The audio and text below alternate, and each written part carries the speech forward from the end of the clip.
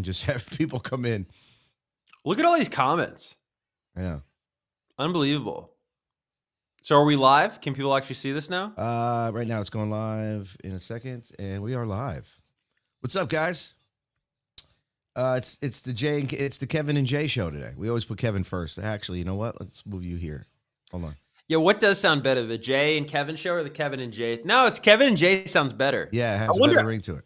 I actually wonder if there's some science to that. If like I don't know, like the more percussive name should go first.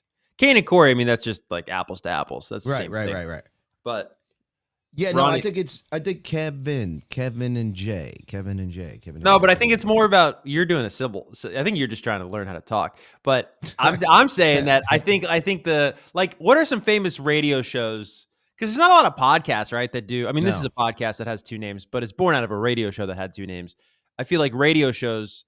What are some big radio shows with two names? And I bet you we could figure out the trend of like which name goes first. Like when you were in LA, what was the show there? It was yeah, Klein and Alley. You know? Yeah. Klein and Kane and Corey. Kane only does shows. You notice this? Kane only does shows with guys that with a name that sounds like his name. Yeah. That's how much of a narcissist Kane is. Kane and Cabby. Yeah, it's got to be like really similar to Kane. Yeah. What other big morning shows? Like, there was one, Mark and Brian. See, that was an LA show in like the 80s and 90s, and that's like Mark. So I think there's a science to it. Yeah, there has to be, because it's easier for you to say k than j. Well, I think it's just sharper. It's a sharper sound. Yeah. I think so. And I know that the Mafia, this is the type of sort of like tutelage that they tune in for every day, I'm sure. So I'm glad we're starting with the good stuff. Yeah. So what I got was Kane's not on the show today because he is going fishing, and you know, in Jersey the weather's been shitty for the first, like Monday and Tuesday has been shitty. Yesterday, okay. He's down in LBI with Rick and Nuzzin and everybody. They're renting a house in LBI. He's staying with them all week, although working, you know, like doing his show at the Boss, all of that good stuff. But he's doing he's fishing. I was like, fuck it. That's fine. Whatever. You know? Did you know? Let me ask you a question. When did you find out that Kane was fishing? When I woke up, because he texted me late last night. So. Oh, interesting. Because I'll let the Mafia know. I was asked to be on the show, and I love being on the show, largely because I like hanging out with Kane. Almost exclusively because I like hanging out with Kane. And then you like over the years of getting in the radio, you've licked his balls virtually. Yes, like, there you go. Right. So you know what's funny, Jay? You say that. So I'm doing this new YouTube show on my YouTube. And every Friday, you know, I talk about music, I talk about pop culture, I talk about what I know, we talk about life sometimes, we've talked about conspiracy theories. We've actually talked about a Kane conspiracy theory involving flat Earth on the YouTube show. All right, wait. Let's start the show. No. I'm talking about what you just said. Okay. This guy has no idea what he's doing. So I noticed though, because I said something nice about Kane, and then you said I was licking his balls, right? There's this, I've realized in 2 weeks of doing this YouTube show that there are laws on the internet, and you abide by them clearly. And the laws are this: if you say something negative about somebody, you're a hater, right? You wish you were them. You're jealous, right? You're a loser. Get a life, right? You're on the internet talking crap about somebody. That's if you don't like something. If you like something on the internet, you want to sleep with that person. There's no in between. You either man or female. Like you either if you don't like something, you're a hater and you're a loser and you're a lowlife, or if you love something, you have to get off that guy's balls. Yeah, there's no in between. But for you, this is a different case, dude. You have tapes of him and videos of him, you know, because you studied radio, so you could get to where you're at now, right? So like how many times did you stare at his crotch in those videos? That's what I'm thinking. Like I think maybe between like 0 and 0.1. No, okay. And for context here, because you're making me sound like a fucking creep to the fuck. And I love that we can curse on here, by the way. It's one of the great joys of doing the show. Yeah. But just so the fucking Mafia knows that I wasn't fucking stalking Kane, okay? So I would listen to Brady, a guy who, I don't know if these people know Brady. Were you guys on the radio when Brady was on the radio, or was that a totally different era? No. Brady came in as we were out. I think he was there like a month, and then he was gone. We were gone. Oh, okay. So anyway. So he did middays for... He did afternoons. No, I'm sorry. We were gone, then Brady came in because he took over for Corey. No. He would have been doing afternoons when Corey went to mornings. So whenever that happened, you guys definitely. Who did afternoons when Corey went to mornings? Brady. Oh, maybe. Yeah, maybe you're right. Yeah, you're right. Anyways, Brady had the air check of Kane. And then I was like, yeah, let me listen to that. So then that's how I got the tape of Kane. The videos I had of Kane, I don't even have. I got for Kane because he hosted a show on VH1, and I didn't know. I'm a very sentimental person. So, I would love to see old footage of me and things I've did. So I have access to those archives because I work at Paramount, Viacom, MTV. Right. I got him those because I thought he'd get a kick out of that. So just so the Mafia knows, I'm not a creep. I'm not a pervert like the guy to my side here on the screen. I was in one instance studying for my job, and then in the other, I was trying to do nice things for Kane. All right. He's not listening. So anyway, now I know what his wife feels like. So Kane is fishing. So yes, I asked Kevin last night because Corey, obviously, we know Corey's in Batavia, wherever that is, Arkansas, Illinois. Is he doing comedy in a place called Batavia? Yeah. He's been there before, actually. He's actually sells really well. How many people live in Batavia? Hold on. I don't know. Batavia? I'm going to guess it's Botavi. No, it's Batavia. And this is, where is it? I think in Ohio? Illinois, dude. I think it's Illinois, bro. Hold on. Where is the city of Batavia? Illinois. Yeah, you're right. Interesting. Well, let's see what the population is. So, how does Corey? I mean, this is really probably questions for Corey. By the way, is anybody in the Mafia going to Corey's comedy show? Because I think I want to go to that. It's right down the road from where I live. It's I should say when he's in Florida. Yeah, he was talking about that. He's there next week, right? He was talking. Yeah. He never does well in Florida as far as ticket sales go. So he's waiting for the ticket sales to go up, and if they don't, he's canceling the shows because it's not worth it. He'll lose money. Are you kidding me? That's what he said yesterday on the show. Are you kidding me? The one show I can go and be like, let me see what this is all about. He's going to cancel it? Yeah. Wow. All right. Well, so what, the slow movers in Florida? Yeah, I think so. But the thing with Corey, too, though, is I know we're talking about Corey's on here. He had the same. We're not allowed to do that? No, I mean, we are, yeah. But he had the same issue in Philly, and then it ended up being he sold out every show. He's like, Philly's not buying last minute. You know what the problem is? Again, maybe you're different because you're a music guy, you go to shows, shit like that. But when's the last time you truly bought a ticket that was 2 weeks out? I know I don't because I never know what's going to happen in those 2 weeks where life changes. You have a kid. And I have a kid, right? So last minute, somebody asked me to go out tonight. I was like, yes. Now they're having a barbecue at his school for graduation tonight. So isn't this the fucked up school? Isn't his school all fucked up? Yeah, dude. That's why he's literally. So why are you going to a barbecue? And didn't he just graduate? Why are you No, he graduated. So tonight is the barbecue to say goodbye. And apparently they're giving awards to the parents. So I'm going to get an award. It's probably, so he might. You hear that, Mafia? The truth is coming out. So you want to go. You hate the school. Award. I'm sure Tracy hates the school. I'm sure the kid doesn't give a shit about the school. And so I'm going, why are you going to a barbecue? The last thing I would want to do after I graduated would go back to whatever school, no matter how old I was. And lo and behold, it's because Jay wants to get an award. I do. I mean, what I don't even know award do you think you would win? Probably coolest dad. Or really most improved dad. Most improved dad. Yeah, no, and honestly, I'm going for the free food. I'm not gonna lie. yeah, going for the. All right, sounds like Jay. Believe it or not, we haven't started the show yet. Let's start. We're gonna do a quick one today. Giovanni's here. I got to get him to school in a little bit. Kevin, thanks for joining us. Let's get you. Let's get started. Here we go. Let me get here. And Kevin's going to lead the show. He has so many topics to talk about today. So should we post the link in the YouTube and just have people come in and talk shit to them? The link like you have. Why don't you just start the show? That sounds a little chaotic. I don't know. Yeah, you're right. You could do that. All right. See, that's why you're here. Because that would be chaos. Here we go.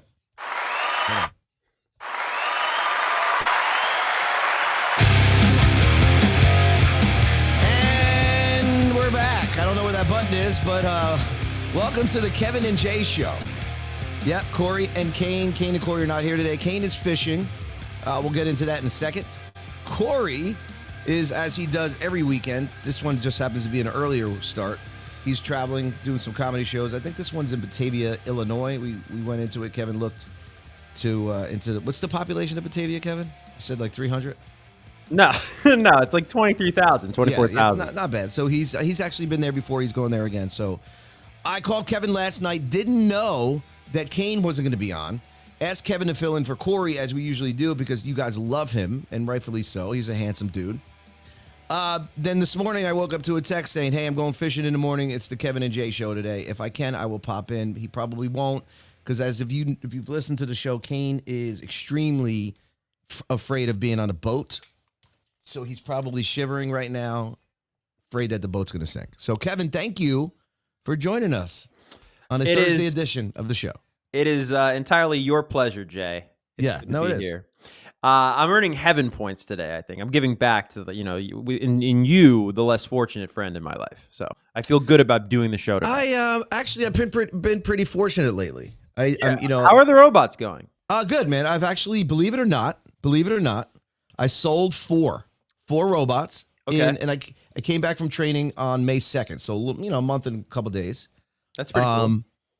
These are people that are, they're 4 restaurants, 1 Indian restaurant, 2 like grills type of places, and then 1 newer Spanish restaurant that's coming out. So that's it won't be implemented for another month, but it's sold, it's done. So, I mean, again, they're only delivery robots. They're not that expensive, so the take on my end is not that big, but still, it's just the momentum. So. Yeah. Well, and hey, look, I just like to have fun with you, and I love you. But you are somebody that it's going to sound very weird and exotic in 2025 that you're selling robots. In 5 years, everyone's going to be doing this. No. And this, you know what I mean? This is the thing. And that's the only reason I jumped on this is because I looked at when I was approached, I was like, nah, I'm working, still booking the podcast studio. By the way, when you come here, I want you to come see it. It's beautiful. Anybody wants to do a podcast? Never going to happen. It's flexworkstudios.com, right? If you want to check it out, flexworkstudios.com. I am the booking manager of that, right? Anyway. Is that Corey's studio? No. That's Corey's. Corey's is in New York. This is. You're doing something else. This is in Springfield, New Jersey. So. Oh, okay. I apologize. No. This is an actual business. Flexworkstudios.com. Check it out. Anyway, so when I was approached, I'm like, fucking robots, right? Nah. But then I started looking into. He's like, that's what I have sex with. What do you mean I'm going to sell them? Robots are going to take over the world. Whatever. I'm not going to do, as Kane says, do the work of the devil. Because it's like, oh, people are going to lose their jobs, stuff like that. Then I got looked into it. Sorry, does Kane think the robots are the devil? Is that what anybody that is pushing AI and the robots, anybody that's going to take, jobs away from people, et cetera, right? The bottom line is it's not that, right? So there are, have you ever been to Kura Sushis, which we have a couple here? I don't know if they have any in Florida. Or there's a lot of places that they use them. Denny's across the country are starting to implement robots. They just use them to assist some of the servers, and I got it. And then the cleaning robots, I just had, who I have a meeting with on Monday? Bolero. Have you heard of Bolero? It's like a big bowling company. They have 350 locations. Oh yeah. Of course. They want this robot when the place is closed at 3:00 in the morning to just vacuum and clean the floor. So there's it's going to be there, like you said, in 5 years. Everybody's going to have a robot. It's going to be there's going to be robots on the street like there are in China and Japan. So, and no, you don't need to tip the robot. You don't. And that's the best thing. Robots don't call out of work. They don't need tips. They don't complain their hips hurt. They don't have fucking relationship issues. So here I am. You know what? It's like a little thing, trying it out. You never know. See where it goes. So how about you, bro? How are you? So I want to talk to you about this because last night when I hit you up, you were like, yo, is it okay if I plug my YouTube? And I was like, of course, we're all a network here. We want to see everybody grow, especially you're really good at what you do. So what you got going on, bro? You got this YouTube? Talk to me. Yeah. I love Jay trying to be a host, by the way. Yeah. It's it's the best. He can just talk to me like he's my friend Jay, but when he gets very excited when the cameras are on and he's like Johnny Carson over here. Thanks for that segue and teeing me up for my talking point, Jay. It was very natural and I loved it. No. So basically, I worked with these guys. Everyone here probably knows this, I'd imagine, because a lot of the cool DMs I've gotten from people, I noticed the names, and I love hearing from you guys. So thank you for reaching out when you do. But yeah, no, I started a YouTube show 2 weeks ago, and I was trying to figure out like, well, how can I do something with my schedule? And like, I just it's tough for me every day to take the phone out and make content. I'm not as good as say Corey, and Corey even probably does something like this in terms of like creating all this stuff at once. So I was like, dude, on Fridays, I'm just going to do a show and I'm going to talk about music, the stuff I love, and pop culture and life. And I'm going to talk for as long as I can talk. And I'll go live on my YouTube. And then that can be a podcast on demand. And then that can be a video on demand. And then I'll just cut up that show and it'll be like YouTube clips all week and social media clips, whatever. Oh, cool. So I do that the first week. I don't expect, like, I don't know, 6 people, I think, watched the first show, right? The clips throughout the first week did 475,000 views. And I was like, that's like 500,000 views in a week. Yeah. This week, we're like 3xing that. And so I'm just posting like every day, tons of clips from this show. And some of them are catching fire or catching the steam, whatever you want to call it on the internet. And so I was like, wow, it's pretty like, I don't know, it's pretty promising for a guy like me who's a little skeptical of just like going all in on digital, which I know is very antiquated to say. But anyways, yeah, throwing that out there. If you enjoy my appearances on the Kane and Corey show, Kevin Kenny. Hey, put my name up on screen if you don't mind, producer Jay. Yep. Go ahead, keep going. And for the audio listeners, it's KEVANKENNEY. But yeah, I would love to see you over there. And if you like music, if you like pop culture, and I don't know, if you like my appearances on this show, you might dig that. So I just want to throw that plug out there. So now, looking at the comments, Carrie's Berry says, Kevin, too much gay music stuff on your YouTube. Well, Carrie, you got to understand, I am a versatile man. And you also, you got to talk about what people care about. You remember, like, here I'm hanging out with you guys and my peers in Kane and Corey, and I guess Jay's a peer somewhat. Yeah. But, I have MTV is sort of my bread and butter. That's how a lot of people know me. And so, there's a lot of mainstream music that I'm sure she's referring to. But yeah, I don't know. I actually have to watch it. I'll be honest with you. I haven't watched it, but knowing that you're doing it, and I'm not trying to, lick your balls like you do with Kane. Knowing that you're doing it, I know it's going to be good because, from the beginning, I've always said that you're definitely, I mean, one of the best interviews I've seen, as far as talking to people, being on the red carpet, et cetera, et cetera. So yeah, good luck with that. You guys, once again, look at the screen. It's at Kevin Kenny. Check out his YouTube. Yeah. So what else you got going on? Oh, listen, I was doing I did some research last night because I thought it was going to be Kane and he usually does the show, but what shows from your past? Here's a question because there's one that's being rebooted. Mm-hmm. What shows from your past do you think deserve a reboot or should just be left in the past because they were so good and shouldn't be rebooted? And the reason I say this, and think about that, Baywatch, Baywatch. Remember Baywatch? David Hasselhoff, Baywatch. Yes, I remember Baywatch. A Baywatch reboot is underway right now by Fox, and I'm thinking. I was looking at this and I'm thinking, all right, that could be cool. But then I'm looking back at like Pamela Anderson, Yasmin, like all those. Was Carmen Electra on Baywatch? Can you look that up? Carmen Electra. Do you know that my Carmen Electra story? I got a great Carmen Electra story. Oh no, talk to me. Tell me. All right, well, look up if she was. This is what a producer should do. So that's me asking you to look that up. Yeah. And then, 2022, the Video Music Awards. I was hosting the Video Music Award pre-show, the red carpet, and I was single at the time. And I was like, you know what, man? I was like, this is a pretty sweet gig. I bet people would want to go to this show. And I was just like, I'm gonna ask before I ask like a girl I know. I'm just gonna ask like the craziest woman that I could imagine, right? Oh, I think I remember this. Yeah, go ahead. And so I was like drinking one night. I was in Los Angeles and I was at a bar in Sunset and I was with my buddies and I was like, I'm just gonna DM Carmen Electra. And so she got like millions of followers, right? Yeah. And so I DM Carmen Electra and I have proof of this. I don't want to put this up on the screen, but I will show you, Jay, if you're at all skeptical. It's still in my DMs. So I DM Carmen Electra and I say something like, hey, you, or something. Now, she has millions and millions of followers, right? So I'm like, she's never going to answer, whatever. Carmen Electra answered me in under 10 minutes and wrote, hey, baby, with a kissing emoji. And I'm like, no way, bro. I was like, no way. Now, to me, I'm like, that's a green light. You know, Carmen Electra calls you baby, responds to you in under 10 minutes. That's like a green light. And so I wrote back and I just went in for it, dude. And I was like, hey, I'm hosting the VMAs, like, you know, at the end of August. I would love for you to be my +1. Like, let me know if you're interested in going, whatever. Something to that extent. Dude, reads it immediately, never acknowledges it. Now, granted, you know, you could go, well, yeah, bro, like, what the hell? Like, you don't even know her. Why would she go to an award show with you, right? But life's about taking chances. And that was like a hilarious chance. But my thing is like, dude, Carmen Electra, like, how am I in the wrong? Carmen Electra responds to you within 10 minutes going, hey, baby, kissing emoji, added the emoji. Yeah. And then I was I was not weird about it at all. I wasn't like suggestive. I was just like, hey, do you want to go to this show with me? So I just felt like I was asking a girl out, but never answered it and just left it on red. So I thought that was kind of funny. You should, I would be, why don't you hit her up again? Be like, hey, remember me? No, we're not. Well, we're now not you got a girlfriend. Carmen. Yeah, we're also not going to bother Carmen anymore.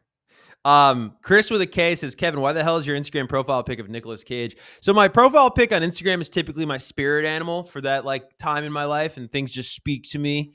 And I don't know, I have longer hair now. I'm in Florida, and there was just something about Nicolas Cage. I've never even seen that movie, but just visually it spoke to me. So that's a good question though, Chris.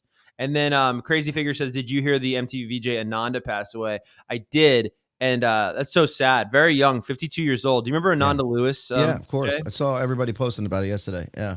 I should post. I might do a video about it. I think, you know, it's funny being at MTV. I've always said it's like a fraternity or a sorority or like a college or something like that, where it's like if you've been in that Times Square studio that we've all seen and know, and they've been there for, you know, 25 years. Well, she actually helped open that studio. So in 1997, Mafia might be interested in this if you grew up watching 90s or 2000s MTV or aware of it.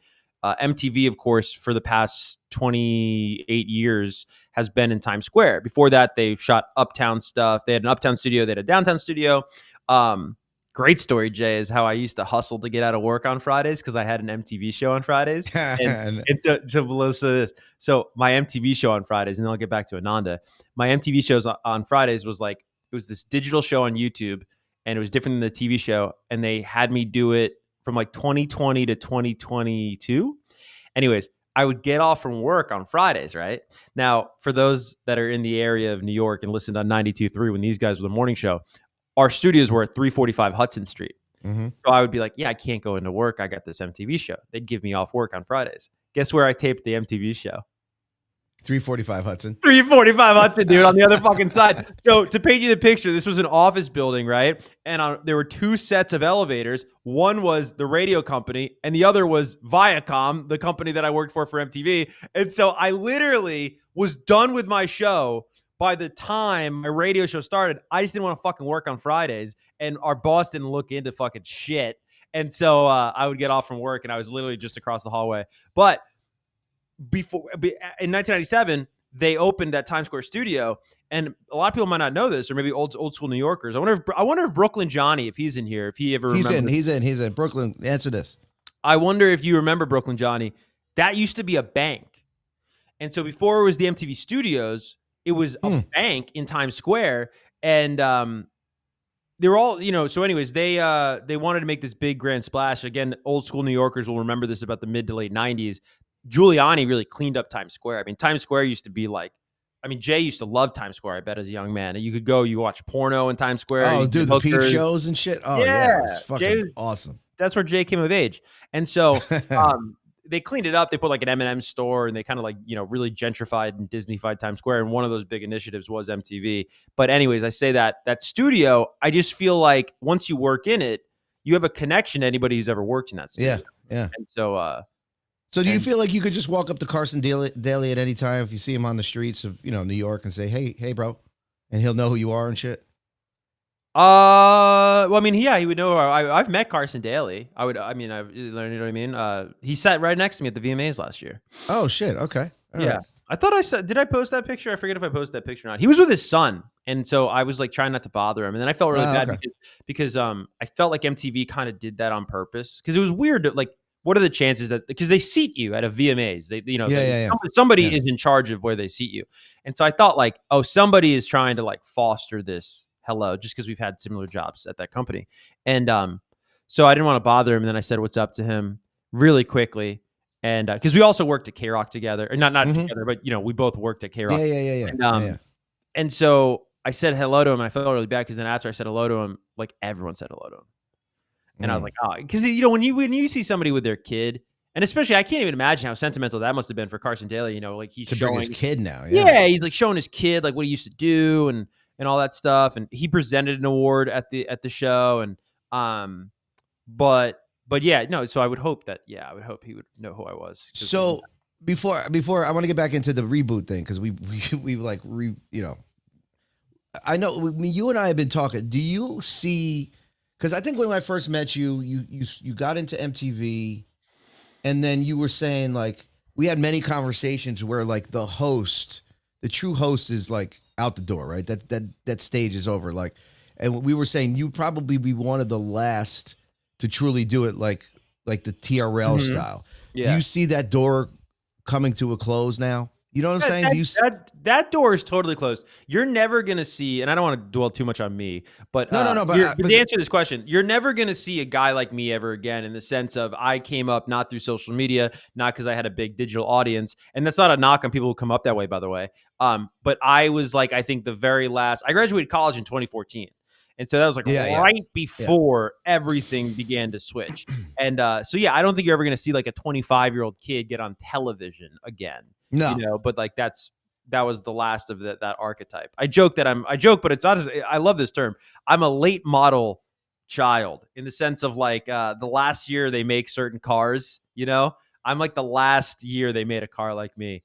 But it's true, because there's no the Ryan Seacrests of the world, and all those people, that's done. There'll never be another. That will just never be again, right? You know what's really, to tie it into stuff the Mafia might care about, like a buddy of mine, you see it, it's really interesting though, because that skill set is gone.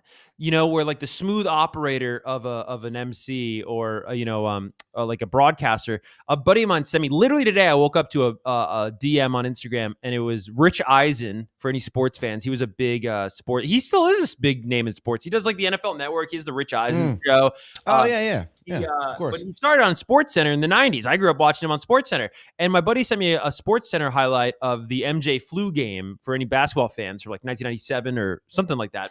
And Rich Eisen and Stuart Scott, another great, and rest in peace, Stuart Scott, are doing SportsCenter. And it is like fucking jazz, dude. I mean, you watch these guys, and it is like the rhythm of the jokes, the rhythm of the highlights, like the catchphrases. And I'm like, you watch SportsCenter now, and it sucks. It fucking sucks. And it's like, I watch it, and I see these, I don't know, God bless them personally, but professionally, I watch these two dudes they have in the morning.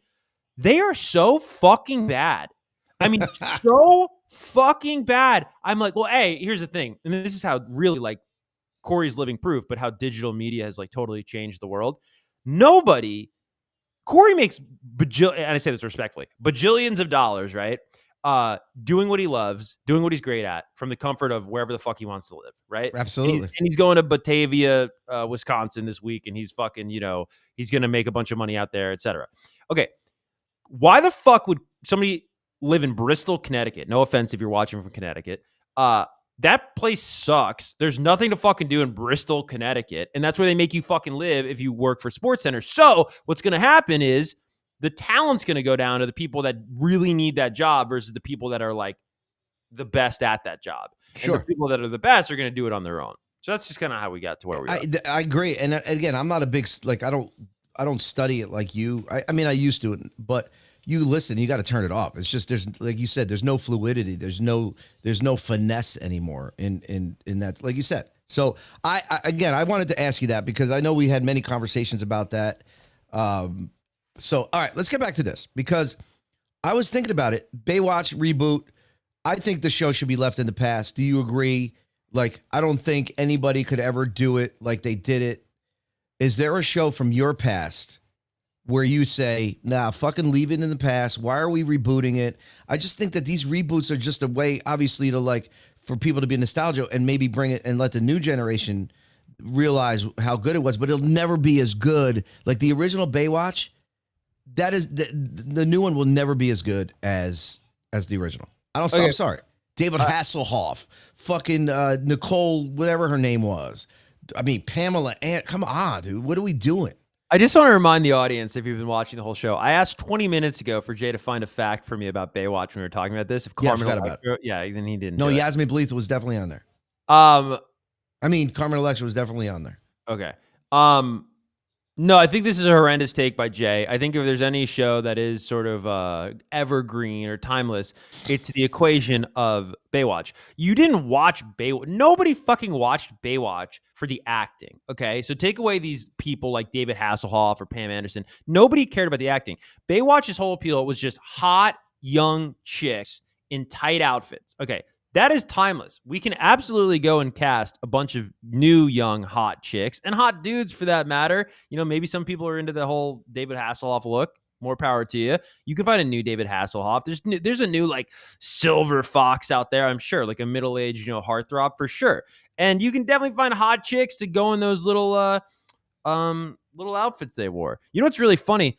My first I'm not trying to talk about TRL so much, but my first TRL audition, I never understood this. We actually had like real celebrities at the auditions, and I'm like, why would a celebrity like be a part? Like, it didn't go out, like, you know what I mean? They're doing promo, and it was like weird. And we had the cast of another forgotten reboot, the Baywatch reboot with The Rock. So we didn't have The Rock there, but we had like some chicks from the show, the movie that came out in like 2017, and we had to play a game, a Baywatch game where kids had to like pretend they were swimming. It was the corniest thing I've probably ever been a part of, other than But it was, but they've already done a reboot of this. But I'm saying, I know, and it didn't do well. So why is Fox going to reboot it as a television series? It didn't do well as a remake with The Rock. It didn't. It was. I'm looking at it. Zac Efron, The Rock, Priyanka Chopra, and Alexandra Daddario. I think that's how you say it. She's so hot. She is like unbelievably hot.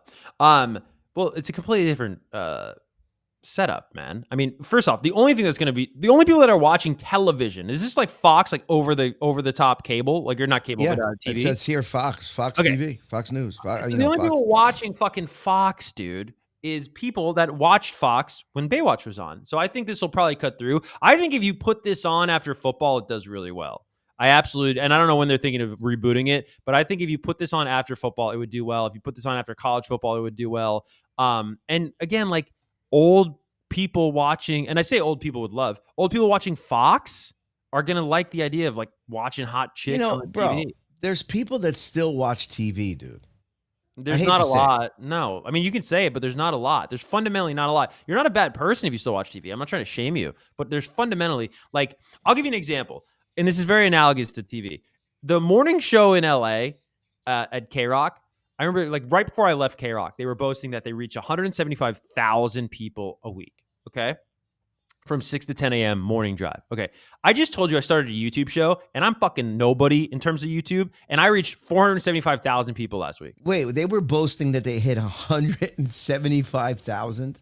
That's the morning show. That's not the full station, but that's like the morning show. And to give you an idea, like the 92.3 station, which was never a world beater of a station in New York that Jay and I used to work at, we would reach like 2 million people a week overall. Yeah, right? yeah. But I'm saying, So I'm saying MTV, I think in prime time does like under 100,000 people, dude. And that's the thing. What's funny is you brought it up. You hit 475,000 this week. Corey, one video hits more than the fucking VMAs get, right? It's just like, I guess you're right. Corey is like fucking so huge. You know what it's like? It's like a new kind of huge that's really hard to understand for me and for anybody watching probably. Is like, yes, can Corey walk down most streets and not be bothered? Probably. But there used to be like 20 fucking famous people, dude. Now there's like 20,000 famous people. Yeah. You know what I mean? Yeah. And it's like Corey's clear. I mean, I want to talk to him about his business model because it's very fascinating. Because like my girlfriend's getting served a lot of his videos now, and I wonder if he does that with markets to move tickets. Like if he like pumps his videos. 100%. Okay, that's what he does. Yeah. Next time you talk to him, let him know it's working. And then we saw a friend of ours follows Corey. down here, like a friend of ours we know in Miami follows Corey. Yeah. And so there's like little things like that. I'm like, dude, that guy, like that's fucking this new kind of fame. Not even that new, but like this new age. He's fucking massive. Corey is like if you, okay, I'll give you a perfect example. If you had a fucking food product, right? Bang Cookies, use Corey's own business, Bang Cookies.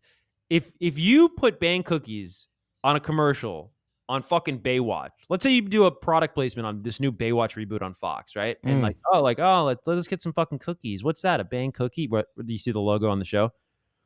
Corey posting about that. The ROI is not even comparable. No. Yeah, how many more people are gonna fucking buy it from the Corey post than watching this fucking show on Fox? You know what I mean?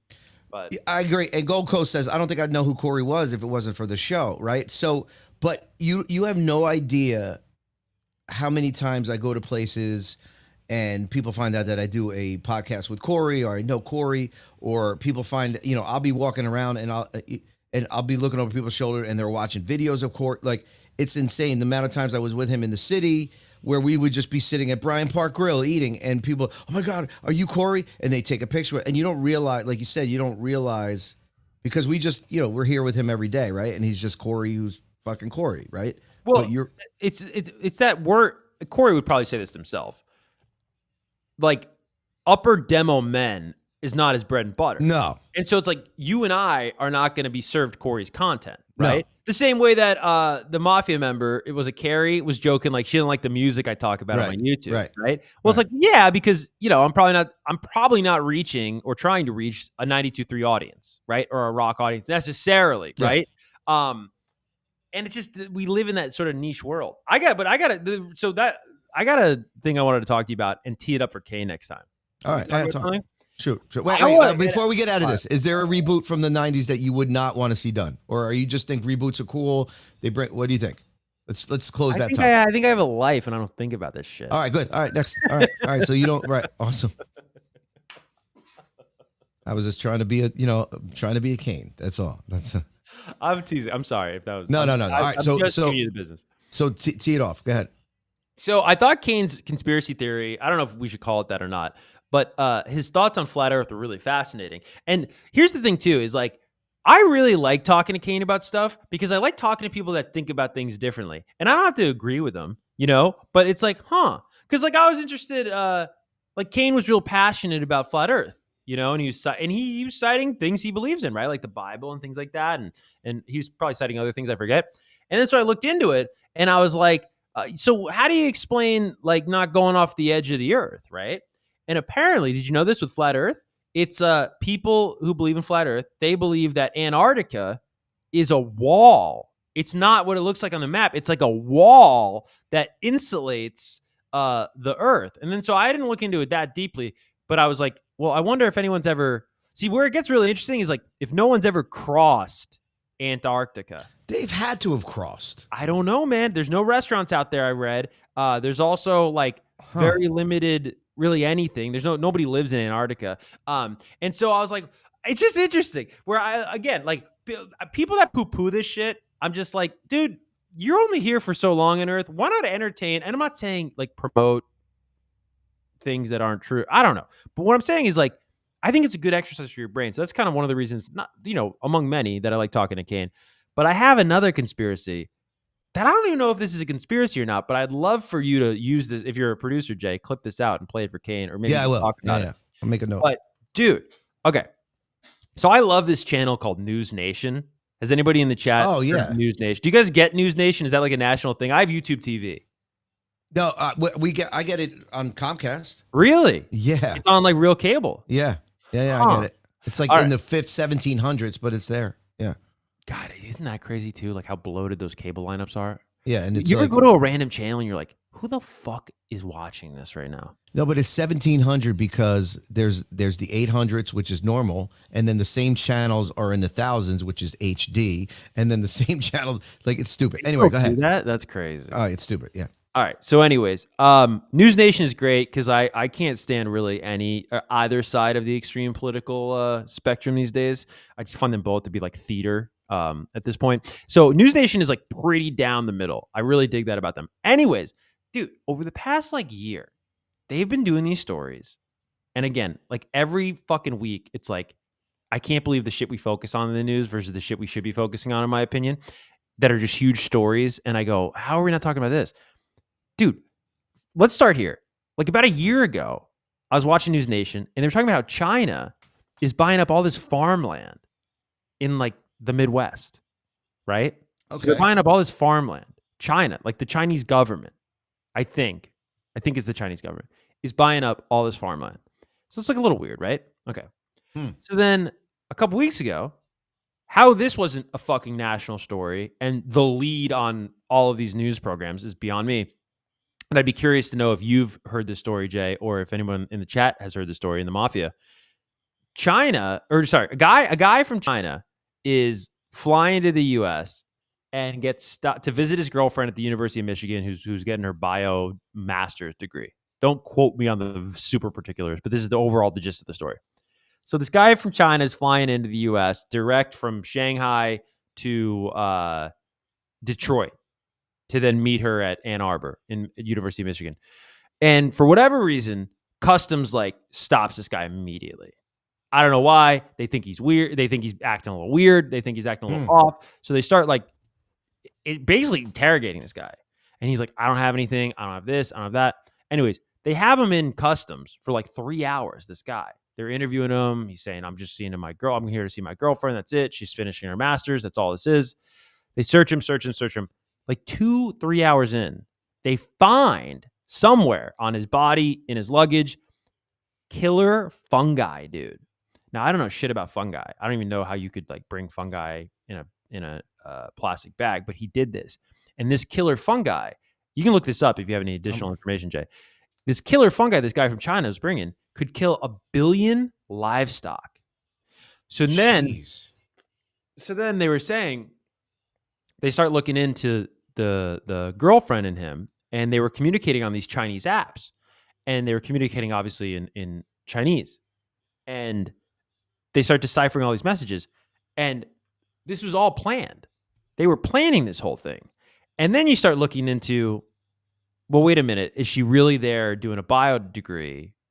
Because that's a little concerning. You're studying biology, and I don't even know what kind of biology, but then your boyfriend's bringing this like basically bio warfare weapon over. And so this was a thing literally that happened a year ago. It didn't make news. He got arrested apparently finally, or like charged or whatever. And that's not like fucking front page on the fucking news. And then I'll raise you another one. So I just told you 2 stories just to bring you up to speed, right? A year ago, I saw the story. China is buying up this farmland in the United States. Oklahoma, maybe, too. Places down there. Okay. The next thing is what I just told you. This guy's coming over with this bioweapon. Okay. Just last night, China is buying up these random plants, I think they're plants. Let's just call them properties in New Hampshire. But here's the weird thing. The land was assessed at like $15 million. It's a big plot of land in New Hampshire. You can imagine at $15 million. They paid $67 million for it. And now there's this trend of other real estate purchases where China is paying like 5 times the asking price for territories or in the U.S. Now, people locally in New Hampshire, because I mean, who the fuck lives in New Hampshire? It's a very small town, right? They're not doing this necessarily in big metropolitan areas, to my knowledge. And the locals are like, this is fucking weird. Like, yeah, like what the fuck? This is super fucking weird. And I just think about that thing that Zelensky said. I really think this will stay with me for a while. When Zelensky was in the White House with Trump and they got into that yelling match, he said this thing to Trump, and he was like, you've got a big ocean that protects you, so you don't feel this pressure, but you will. And it didn't sound like Zelensky was threatening Trump. It sounded like, and then Trump if you watch the clip, he gets really uncomfortable, and he was like, stop, we're not talking about that. Basically. Yeah. And I was like, whoa. It's almost like somebody brings up something at like a dinner party or at like a family gathering, and you're like, hey, we're not talking about, we're not talking about your cousin. You know what I mean? And Trump that's where it all switched when Zelensky made that comment. And so I was like, what does he mean by that? Like, we are protected by a big ocean, but we will feel it. And I'm like, and I didn't think it was a threat from Zelensky. I didn't take it that way. I took it as like, oh, dude, they know, like they're like the world leaders are talking about something. And there's something going on. And Trump's like, I don't want people to know about that. I'm not saying that's bad for Trump to not want people to know. But I'm saying all of this is really weird to me. You know what I mean? And then you just think about like the amount of, because TikTok is still owned by China, right? Yeah. Okay. Yeah, so I don't think that's changed yet. Yeah. So it's just like I'll give you an example with all these apps, but why it's really problematic with TikTok. When you give access to your whole entire camera roll, I don't think people understand this. It's easier to upload pictures, right? Because you just go, I want to upload a video, and I go to my camera roll. If you just set it to limit access, it's like going to make a world of difference from your security standpoint, because all you got to do is add an additional step of like, then you click on, you select a photo. So you like piecemeal it, right? You like a la carte, like this is what I want TikTok to have access to, not your entire fucking camera roll. Mm-hmm. But you think about that. And again, I'm not trying to scare anybody. I know this is like a light show, but it's really on top of my head. And I'd love Kane's opinion on this, because I bet he's got an opinion. But it's like, whatever the next like conflict is in the 21st century, it's not going to look like the 20th century conflicts. Like, just like the 20th century conflicts don't look like the 19th century conflicts. And so you think about all these like digital weapons and stuff. And again, I'm not trying to sound crazy, but it makes you go like, that's weird. Why aren't we asking more questions about that? And I agree. Look, I want to go back to the story with the guy that came in. Let me take this your banner down here. This is what they found in his bag. They're calling agro-terrorism, the fungi that's going to kill all this livestock. This is the amount that they said would kill it. Look at it. Look at the size of it. It's just literally in these bags. Look at it. And that's enough to it's called fungus fusarium garam, whatever it is. Unbelievable. And it was literally wrapped up in tissues in his bag, and it just looked like used tissues. I read the story here. As you were. No. Yeah. I don't know. I don't know why people don't ask more questions. And I'm going to be honest, man, since I started this show, especially when we did the podcast, I never believed in conspiracy theories and why things happen. And it's just, like if a plane crashes, it crashes. Or like, if a helicopter goes down, it goes down. If China's buying up land, it's just because they like the territory, whatever. But when you think about it, you start to connect the dots, and believe it or not, who Kane's with on the boat today, his cousin through marriage or whatever he is, Kane and Rick bring up all these conspiracy theories, and you start to say, holy fuck, holy shit, right? It's like, again, did you hear another conspiracy? The helicopter crash of Kobe Bryant. Kobe Bryant was about to be a whistleblower of this big nutraceutical company that was putting methamphetamines into their products, and he was going to whistleblow it. And all of a sudden, this 20-year pilot who fucking has been flying in every condition ever forgot how to fly when it was raining out or whatever it was, and blew into the side of a. I mean, come on, bro. Well, I'd have to look more into that. I'm not trying to sound skeptical to the. No. Again, it's something that you would have to research and make an opinion for yourself. But again, the problem is that it's like they with conspiracy theories, there'll be one like that we'll look into the validity of that, right? We don't know about that. There was pretty bad conditions that day. They were in a rush, like helicopters crash all the time. There's an argument against it, right? But then they'll poo-poo every other like theory. And to me, it's like, because you don't understand, right? Like we were talking about how Corey runs these ads, right? Yeah. Okay. So like Corey runs ads, and he's promoting his content in markets that he's running. Well, anyone can do that. Anybody can promote ideas and tweets and agendas on social media. And so it's really interesting if you really zoom out and you think about how if you create a culture where like, because never before in history have we valued being offended like we value it today, right? Mm-hmm. You were offended like 30 years ago, like, good for you, motherfucker. You know what I mean? Yourself. Yeah, go fuck. Oh, you're offended? Like, give him the fucking finger. Everybody on the East Coast watching, you'll know exactly what I'm talking about. But now it's like your brand. I mean, I'm not exaggerating, Jay. There are people, content creators, whose fucking brand is being offended.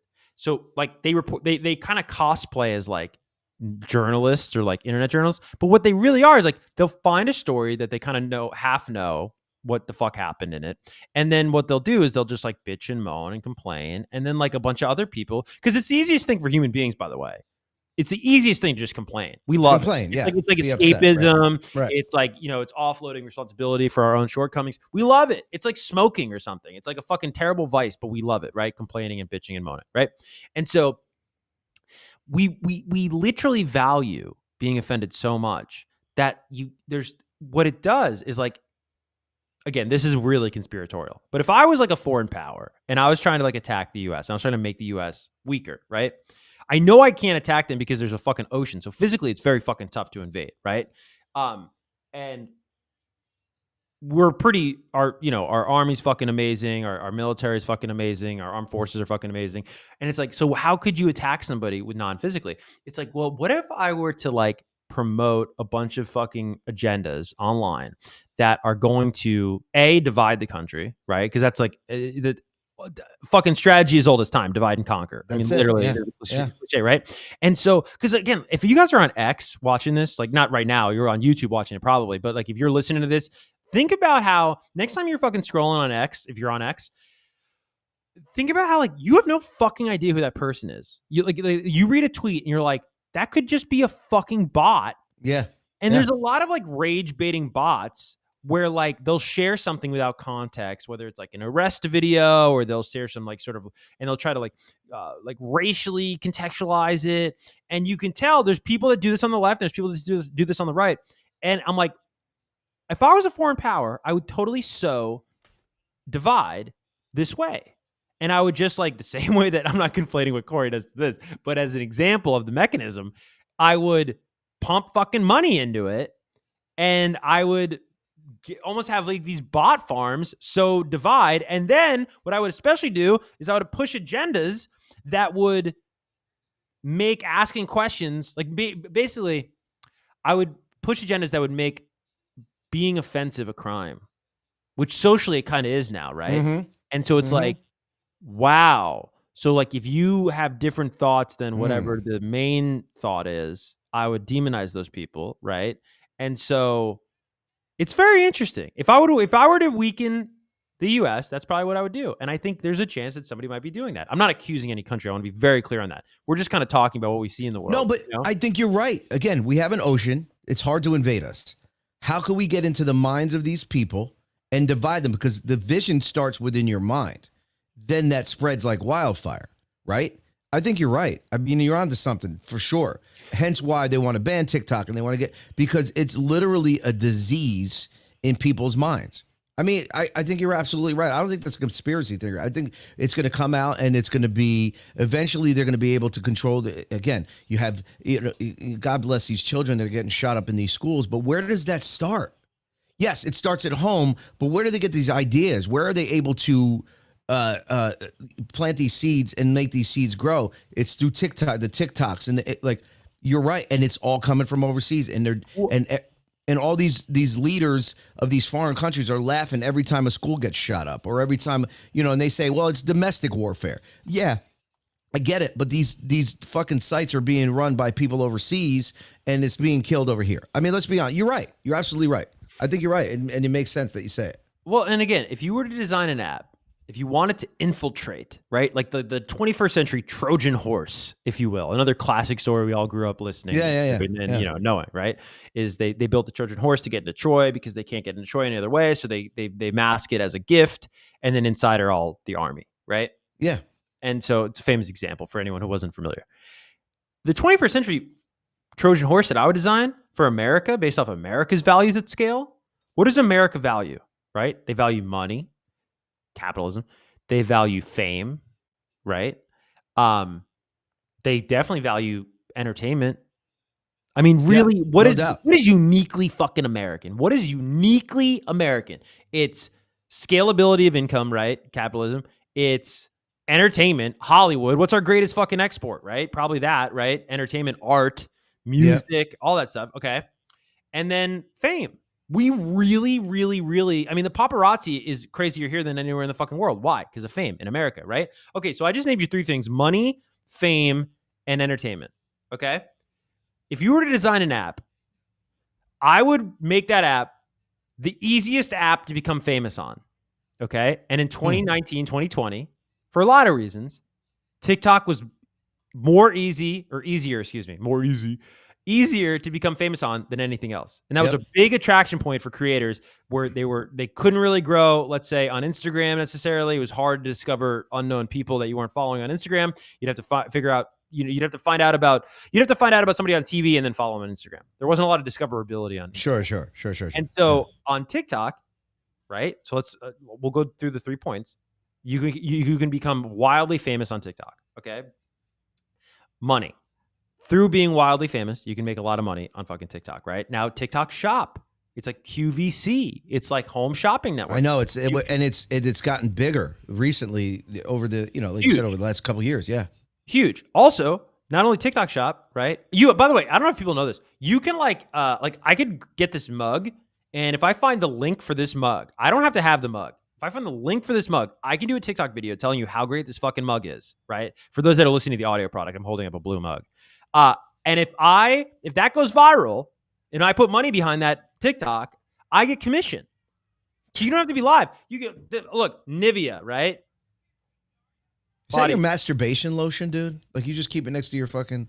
I know, that's what my girlfriend says too. It's honestly not, but for the gag, I'll say it is. I could sell this. I could sell this right now and be like, this is the best thing ever, whatever. And you see this all the time on your TikTok. Those people are making money off that. So now you can make money off it. Also, you can make money off going live. Think about that. Instagram Live, you can't fucking make money. You're just like bullshitting with your followers. On TikTok Live, you can make money. So now we have fame figured out. Now we have money figured out. And then the last thing was entertainment. The algorithm.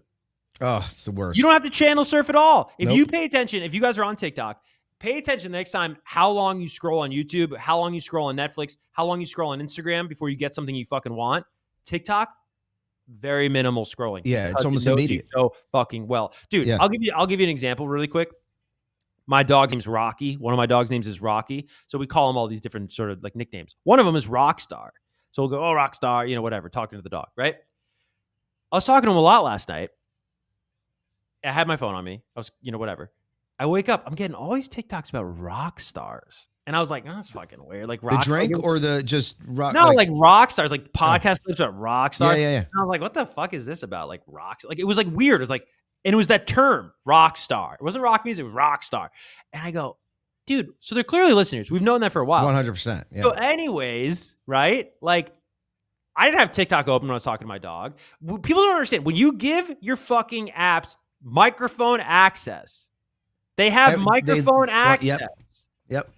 I think people misunderstand where they're like, oh, like why would somebody in fucking wherever want to listen to Jay and Scotch play? Oh, maybe I shouldn't have said where you live. Thanks, but in New Jersey, right? He used to live in Scotch Plains. Yeah. And so anyway, but that's just, again, they're not doing it that way. If you understand how AI works, and I use ChatGPT all fucking day long, it's just accumulating, dude. It's just accumulating. Everything you write. Yep. It's just accumulating. And they're finding these words, and they're finding the word rock star. And they're going, okay, this guy likes rock stars. Give him whatever. So anyways, my long rant this morning, and I hope this was interesting, is that if I were to design a fucking Trojan horse in the 21st century, it would be an app to get into the minds of Americans. What it would do is it would just fucking appeal to the big 3 pillars of American culture, which is fame, money, and fucking entertainment. And that's exactly what it fucking does. And by the way, when did it get huge? When did this app get fucking enormous? COVID. It was during COVID. Yep. So I'm just saying, all by design, bro. All by design. I'm not. By the way, and I'm not accusing. I want to be very clear. I'm not accusing anybody. I'm not accusing anybody of anything. I'm just saying, I think it's a great exercise in the mind to go to ask questions. And then also it's very important if you ask those questions, you get those answers to go, oh, that's not fucking true. That's the other half of all this. You know what I mean? I'll be honest with you. I got rid of TikTok because I have an extreme fear of, it's called tryptophobia, of like a cluster of holes. And that's all that I would see coming up on, because the guys would talk about it all the time. My phone would, whatever.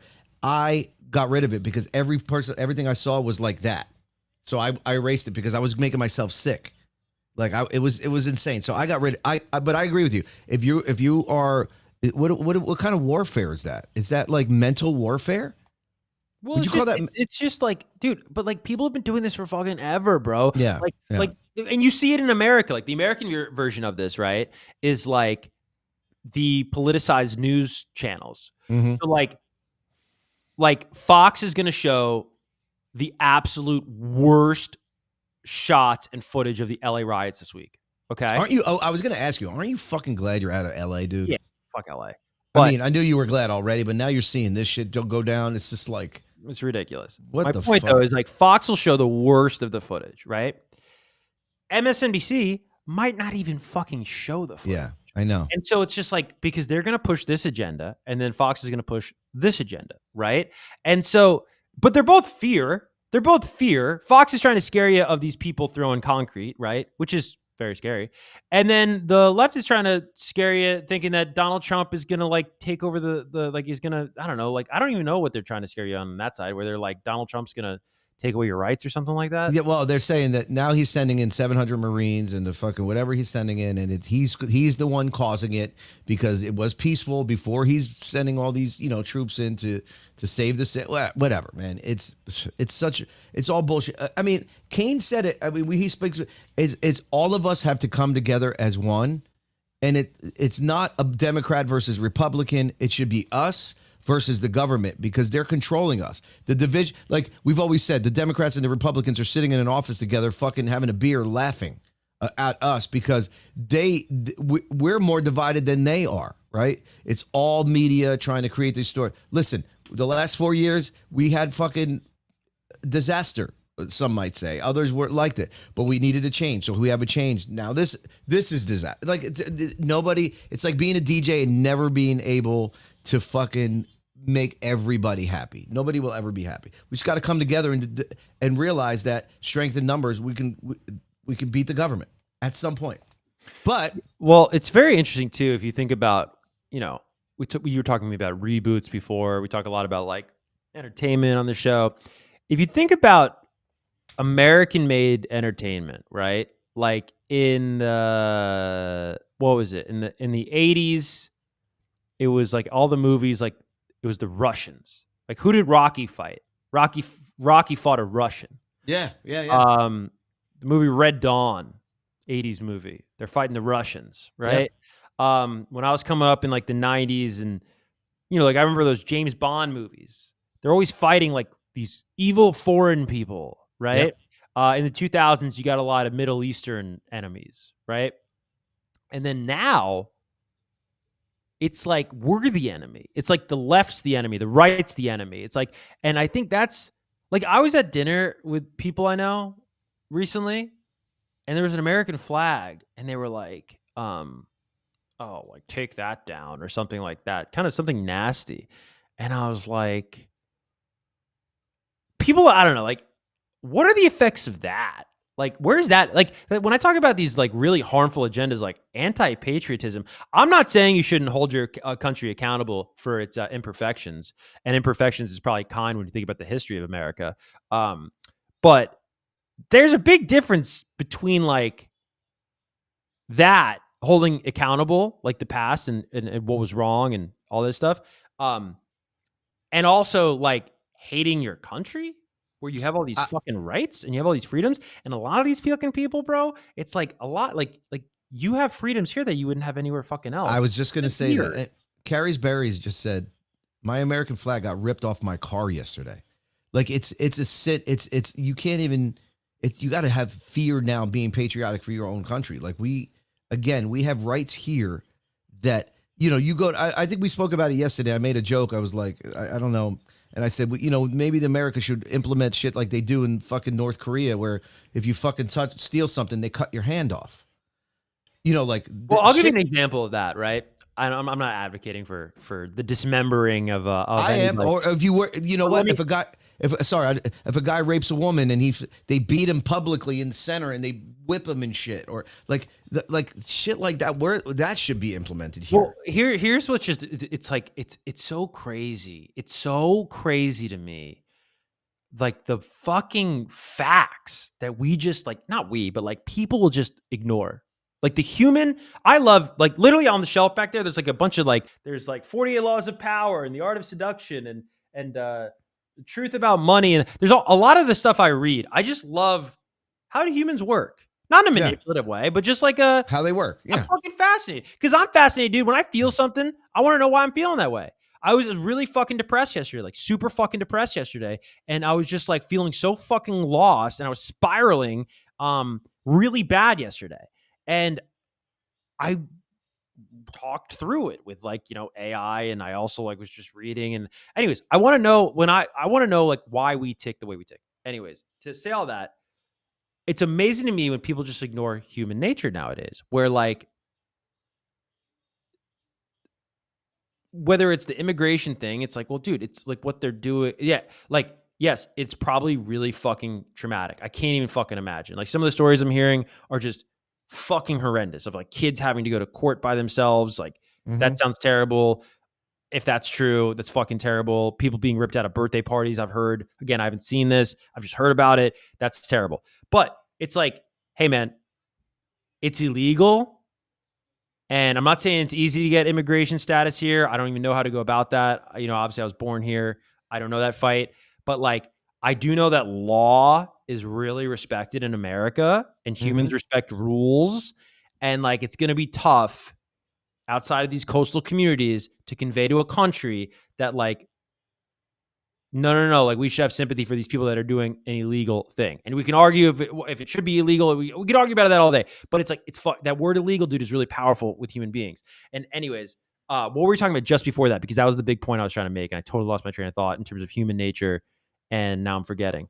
You said you had all those books in the background. You like to know people's before that. Fuck. I was into what you were saying, so I know. If anybody in the chat remembers, there was a big. What were we just talking about? Human nature. Right before that. Oh, it's gonna kill me now. Yeah, because I was into what you were saying, so I forgot. I know. Yeah. Anybody in the mafia that remembers? God, what were they just saying? There's a big point. I apologize to anybody listening on the audio side. But. Oh, I remember now. And Christine, you said criminals, and it's so funny. She didn't even say the thing that okay. Human nature, right? I live in Florida now, right? And this has nothing to do with politics. I didn't move here. I just love Florida. I love the community. I love the weather, and I love the culture. Anyways, I noticed when I was moving here, there were like no burglaries in like near where I was looking to live. There were no burglaries. And in LA, there was a burglary every fucking night. I'm not exaggerating. There was a fucking burglary every fucking night within like a 10 to 15 mile radius of where I lived in LA. And there was like no burglaries here. Almost no burglaries. I found it really interesting. And I don't know if you know this, Mafia, but you can go on a website called Spot Crime. It's a great website, free website. You type in your address. It will show you police reports, like stuff that doesn't even make the news, of what's going on in your area. It's such a cool website. If you're spotcrime.com. Yeah, like look up your area, Jay, and then it'll show you what's going on in your area. I love it. And so I looked at Spot Crime. I looked up Google News for the past like year in the zip code I was looking to live in, and there was like no burglaries. And then I found out that Florida has this law where if somebody enters your fucking house, no questions asked, you can shoot that person. You can kill that person. If they enter your fucking home, I guess there's some technicalities of like if they get out of the house, or I don't know. There are some technicalities. But point is, that's a pretty fucking strong deterrent, dude. And by the way, everyone has guns here, right? So it's like if you're trying to figure out like, all right, I'm a criminal. Am I going to go in that house where that guy probably has a gun and I know that he can lawfully shoot me? Man, there better be some good shit in that fucking house. Versus these laws in California before I left, where like if it's under $1,000, it's like a misdemeanor or something. And so again, don't quote me on the particulars, but like we had a mall down the street from where we lived in Los Angeles, fucking normal ass mall. And by the way, I lived in a nice fucking town in Los Angeles, dude. Like purposely chose that town because it was a very nice town. Mall down the street that looks like every mall you've ever been to. A nice mall. Not a weird mall, not a sketchy mall, a very nice mall. Every other week, there'd be a robbery at the Macy's. Jeez. For just under whatever the thing is. So anyways, there's also a fucking law in California. Don't quote me on this, but I'm pretty sure this is true. That if the criminal that you're trying to pursue exceeds 100 miles an hour on the freeway, you have to let them go because then it becomes a threat to society. I think that's in every state, though. Actually, because really, when I'm going to say this, and again, I don't quote me either, but the Rawway, when I dispatched for the Rawway police, the town that Kane lives in years ago, the guys are not allowed to go 10 miles over the speed limit. And if they are, they just let them go, and then they call it into the next town to try to, like they don't. I don't know the whole law, the legal behind it. And Rachel says that's by municipality, but agreed. But it is when somebody's doing. You see these crashes; they happen at 100 miles an hour and over, and then somebody gets killed who was just waiting at a stoplight. Right. Yeah. No, that's terrible when that happens. But it's just my overall point is that the crime here is like where I live now. It's like domestic disturbances. It's like trespassing. Yeah. It's like an assault. But again, you don't know if that's an assault between two homeless people or what the fuck, right? Or there'll be like a lot of like police activity around like where the bars are. Because you get drunk people. Sure. Yeah. But it's like there's virtually no serious crime where I live outside of some not great neighborhoods, and it's fucking obviously. I don't even know why this is even interesting to say, but it's obviously because there are harsher consequences, and so it's like when people know in Los Angeles that there's no fucking consequence. It's not even, I would contest, it's not even the criminal's fault. They are human beings. They're opportunistic. We are all opportunistic. They're seeing an opportunity. They can rob a store and they know no one's going to look for them. They know nobody cares in terms of the law enforcement out there, and they'll fucking do it. Versus here, you're going to get you go to somebody's house in fucking Florida, dude. There better be $10 million in fucking cash in that house, dude. Because what the fuck are you doing, bro? Yeah. That's what I said. I brought it up the other day, and they were like, "Well, we shouldn't cut off people's hands." But that's kind of what I was getting at. If there was crueler penalties, I can't even speak, for the people that are committing crimes, like that guy. I mean, we spoke about the guy that fucking took a shit in his hand and wiped it on that woman's face at the subway in New York, and then was out of jail a half hour later. Like, there should be crueler penalties, and shit would be less. Like, again, in Texas, I think that people can carry, right? Then there's really never any. I don't know the specifics of it, but yeah, I agree with you, man. I just think there's so much that we need to come together as a whole, and this division that the media tries to put us through, and the government and shit. If we all just, we're all the same people. Do shit right way, like you said. It's illegal to come in here. Go through it the right way, and maybe you'll get here. I know these people are looking for a better life, but that's not our fault.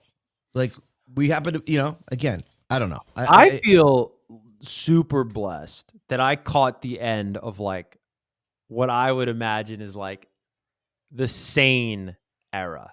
Oh yeah. And it's like, dude, the greatest tragedy that I've ever probably witnessed was 9/11. And I was like 9 or 10 years old when 9/11 happened. But I think that's for most of us. But I remember like the beauty that came out of that. Unspeakable tragedy. But the beauty was the camaraderie. Yes. And it's like, I'll never forget. Yes. And I know anybody listening right now from the Northeast will never forget when George Bush threw out the first pitch of the World Series game. And just it was 2001, just to paint the picture in case you're younger or you're not into baseball. It was 2001. The New York Yankees were in the World Series for the 4th straight year, and they were playing the Arizona Diamondbacks. And it was Yankee Stadium, the first game back at Yankee Stadium. And George Bush, the president at the time, threw out the first pitch. And just, it's hard to convey this, but if you were around then, you'll know what I'm talking about. The courage that was communicated by him going out to this open air. It was just, our commander-in-chief going up to the mound and delivering a strike to whoever he threw the strike to at the time. I don't know if it was Posada or Jeter, whoever caught the ball. But it was just like this strong leader. And it was like so powerful. And I also remember another New York memory from being a kid is like, I think the Mets were back in New York before the Yankees were, if I remember correctly. Piazza, you know exactly where I'm going. Oh, and he God, hit a home run. I get chills think about it. Because it makes you cry. Yeah. It really makes you emotional. Yeah. Because you were here. Like, again, like you said, I don't think you really understand. Again, from across, it was a tragedy for the entire nation, right? But when you were here, like you lived in Hohokus, which is 10 minutes from there. I'm 20 minutes. Like, we lived it. It was like, it was felt, right? And to see that happen, it was, again, the camaraderie of that. It just brought everybody. It didn't matter if you were Spanish, Black, Chinese, No. whatever, gay, straight, whatever it was. Everybody was. It was us against them, right? And that's I don't gone. think we're never gonna get that. And I don't mean to be pessimistic. No. We're never gonna get that because of social media. Because I'm telling you, next time you are on Twitter, I really want you to do this, and I want you to. It's funny because forgive me, I forget the mafia member name, but somebody was joking recently that every time they hear an accident attorney ad on the on the think of me now. Because because we spoke about it. Yeah, on a past episode.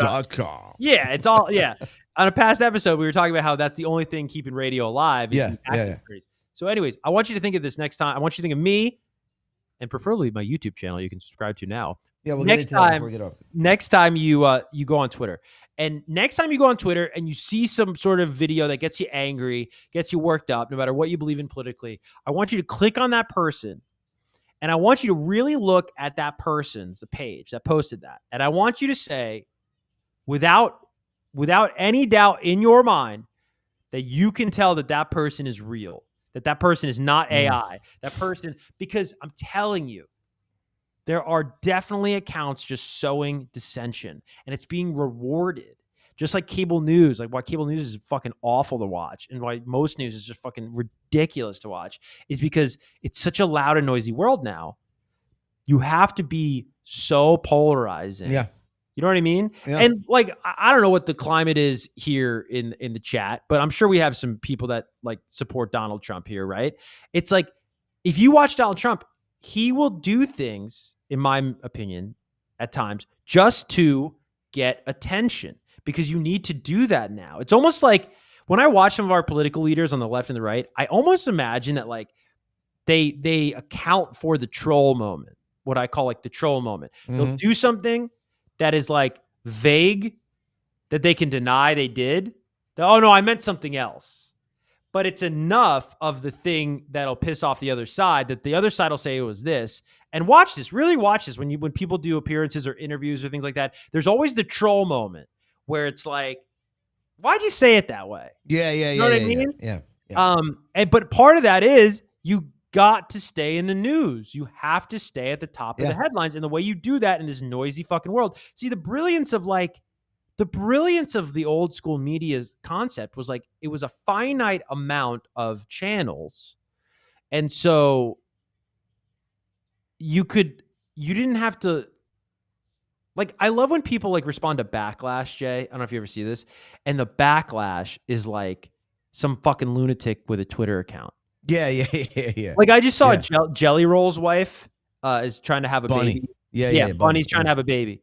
And it was like she responds to people who are critical of the way she's trying to have a baby. And I saw this and I go, who the fuck would be critical of a way a woman's trying to have a baby, no matter how she wants to have a fucking baby? Right. And then I go, nobody in their right mind would be critical. But I bet you there's like a lunatic on fucking Twitter who's living in the desert, who's fucking, awful and just saying weird shit to her on the internet. And then but then we're legitimizing that person by running this headline. Do you know what I'm trying to say? Yeah. Absolutely. We're legitimizing the hate. And the hate is not fucking real. The hate are these fucking mentally decrepit people who are shut-ins that have a fucking... By the way, this is another thing to fucking pay attention to next time you're on Twitter and you want to get angry. I'm saying all this to like try to rid you of this, by the way, is how many times have you passed a homeless person, Jay? You go into the city, you work out of the Corey studio. How many times have you seen a homeless person and they have a fucking cell phone? Oh, no doubt. And nicer shoes than I got. Well, not even... Yeah, I mean, I believe that. But... okay, if they have a fucking cell phone, they have the fucking internet.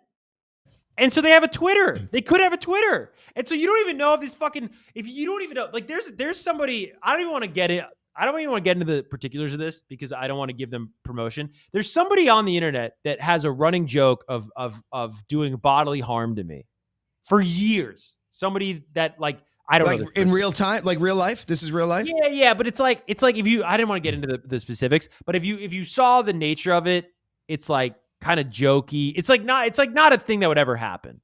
It's not like I'm gonna shoot that guy.